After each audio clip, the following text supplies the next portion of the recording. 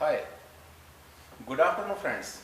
I am Dr. Anand Bhardwaj, your Vastu consultant, and you are watching your regular program on scientific Vastu Shastra, and the title of the program is Vastu for Vastu Consultants. साथियों, vastu for vastu consultants जो हमने नाम रखा है इस programme का, ये इसलिए रखा है क्योंकि जो नए नए वास्तु कंसल्टेंट्स पढ़कर आते हैं या किताबें पढ़कर आते हैं या फिर इंटरनेट से कुछ ना कुछ जान लेते हैं वास्तु के बारे में और कंसल्टेंसी शुरू कर देते हैं वास्तु के बारे में, उनको थोड़ा सा ज्ञान दे सकें, वो भी फायदा उठाएं। आम जनता तो उठाती है इससे फायदा, जो हमारे वास्तु बिलीवर्स हैं वो इससे फायदा उठाते हैं, लेकिन इसके साथ साथ जो ऐसे लोग हैं, ऐसे बच्चे हैं, जो नई जनरेशन है जो कि वास्तु में एंटर कर रही है अभी, उनको भी थोड़ा बहुत पता चले सच्चाई के बारे में कि वास्तु की सच्चाई होती कैसी है।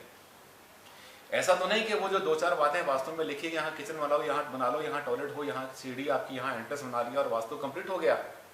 नहीं, यहाँ वास्तु कंप्लीट नहीं होता, यहाँ पे खत्म नहीं होता वास्तु। यहां से तो वास्तु साथ ही शुरू होता है। क्यों? क्योंकि वास्तु की जो बारीकियां हैं, जिसको कहते हैं माइक्रो वास्तु, जब तक माइक्रो वास्तु की बारीकियों को नहीं समझेंगे तब तक जो है आपको ये पता नहीं चलेगा कि आपको जो एडवाइस मिली है या जो नॉलेज आपके पास है, आपने एक्वायर की है, आपने पढ़ी है, आपने कहीं से सुनी है, कहीं से देखी है, या आपको किसी ने ये नॉलेज दी है, ये किस हद तक ये जो है ठीक है, क्या ये परफेक्ट है। इसीलिए यही हमारा एम है आज के हमारे इस प्रोग्राम का। आज मैं एक बहुत बड़ा एक ऐसा फैक्टर ले रहा हूं जिसके बारे में वास्तु में बहुत ज्यादा चर्चा तो क्या होनी, शायद चर्चा होती ही नहीं है। क्यों नहीं होती? क्योंकि वास्तु कंसल्टेंट जो है उसमें अपने आप को क्वालिफाई नहीं करते, जानने की कोशिश भी नहीं करते। साथियों, एक बहुत बड़ा क्वेश्चन आपके मन में आता है बहुत बार, और हम भी देखते हैं, एक आदमी, एक फैमिली बिना वास्तु के रहती है, उसने मकान बनाया था कभी, जैसा बन गया, रिक्वायरमेंट के हिसाब से बना दिया, डिजाइनर ने, आर्किटेक्ट ने नक्शा बनाया, उन्होंने मकान बना दिया और उन्होंने रहना शुरू कर दिया। साथियों, मिलते हैं हमें तो कहते हैं हमें तो भारद्वाज इसमें कभी कोई प्रॉब्लम आज तक आई नहीं, लेकिन आज जब हम देखते हैं वास्तु के हिसाब से क्या होना चाहिए, हमारे घर में सब कुछ उल्टा पुल्टा है, ना तो टॉयलेट ठिकाने पर, ना किचन ठिकाने पर, ना बेडरूम ठिकाने पर, लेकिन हमें आज तक कभी कोई समस्या आई नहीं।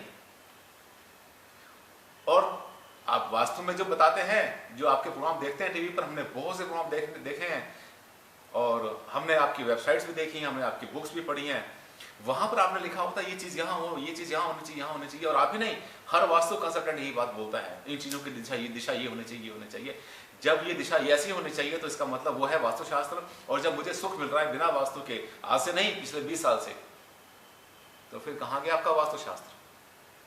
वास्तु की वैल्यू क्या है?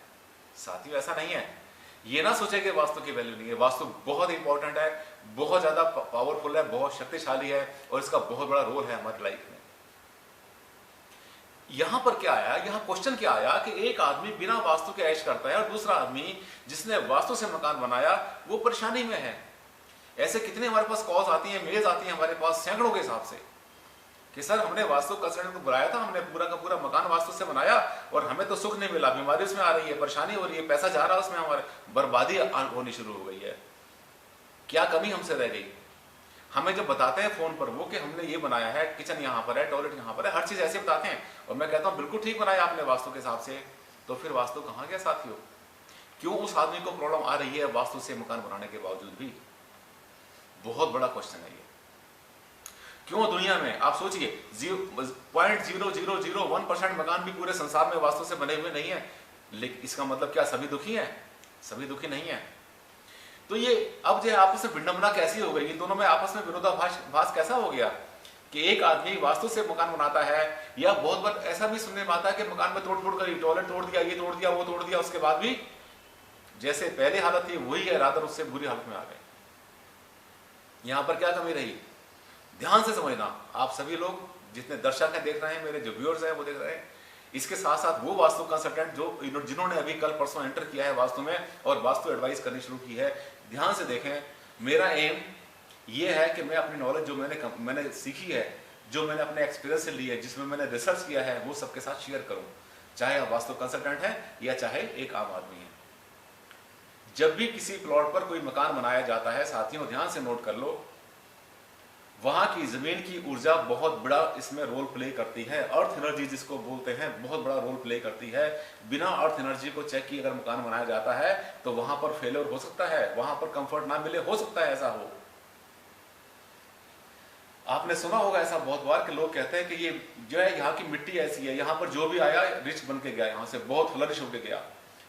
ऐसा ही बताते हैं कि इस मकान में जो आया वो बीमार था, बहुत सीरियस बीमार होते हैं और यहाँ पर आने के बाद में ठीक होते होके चले जाते हैं। ऐसे बड़े लकी मकान होते हैं, लकी हाउस होते हैं, जहां पर आते हैं लोग बिना संतान के, और संतान हुआ और लड्डू बांटे बेटा हो गया, लड्डू बांटे उन्होंने बेटी हुई, लड्डू बांटे चले गए वहां से दूसरे मकान में। इसका मतलब क्या हुआ?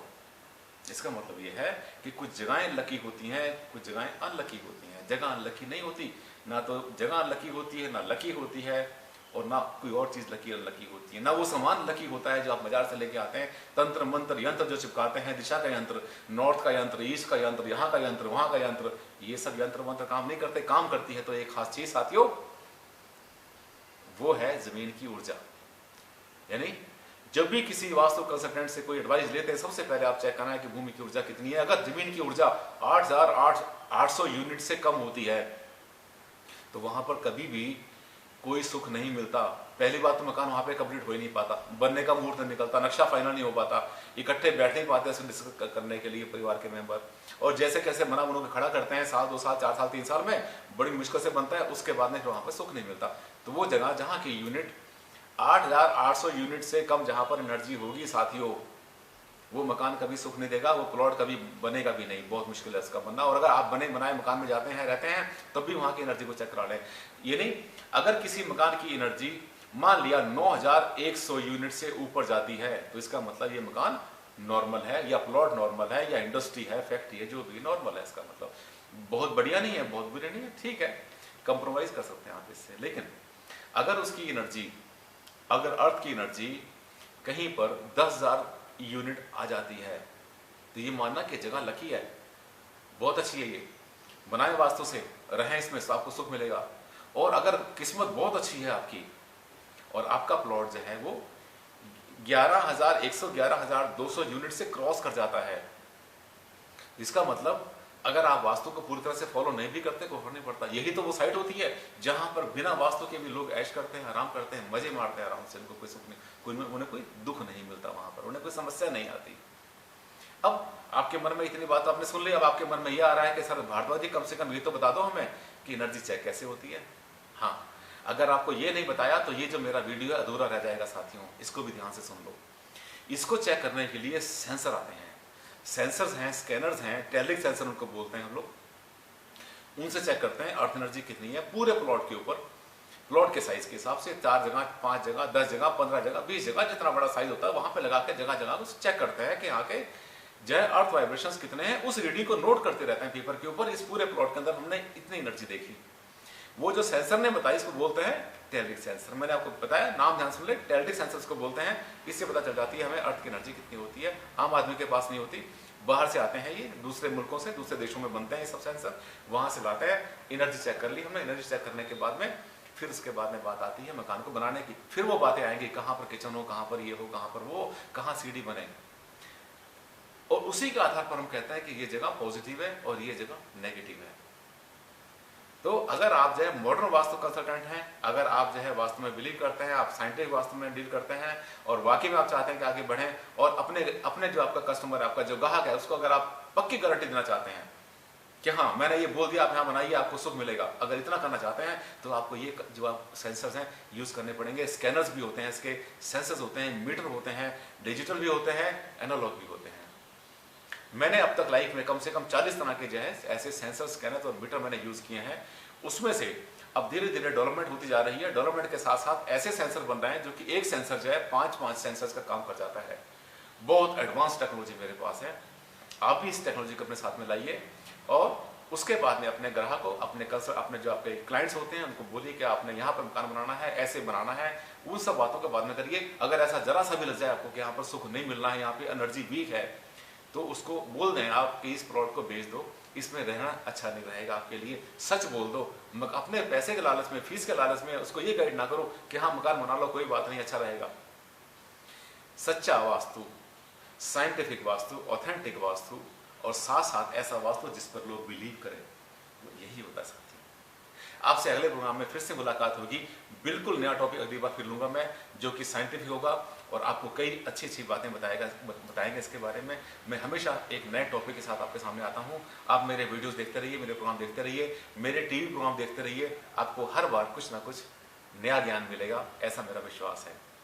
थैंक यू वेरी मच, धन्यवाद, बाय, अगली बार फिर मिलेंगे। Thank you.